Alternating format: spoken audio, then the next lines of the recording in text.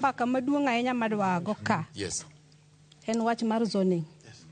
Adwa koni ni kati kwariri ma Yesu duogi. Yes.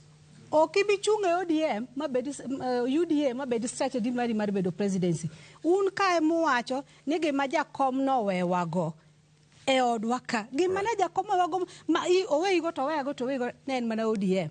In kuri tuche ni strategy ne kata ko ulo ni nego ODM. Yani anegra ila deriyo. Is that what you're telling me? Iwinjo. Kain gi kalam gi kalatas ofukoni.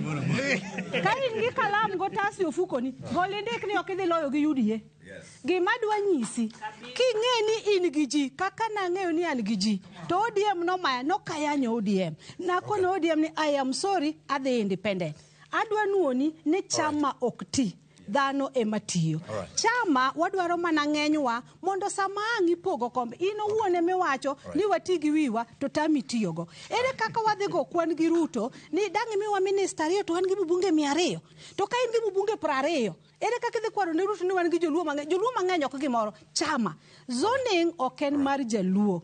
Zoning en mar party mar ODM. Please understand that fact. To ka wacha chiel ma is very sensitive. Ngato wacho ka ni jatelo matuju waleng. I want to tell you ni giri tuju cha is a personal issue. It's not a political issue. Tuju no ka loan en gi issues moko gi bank ba. Edwa ni an kaka women rep mamigori. Adhi atuera e bank kosa adhi adera kosa adhi atimang.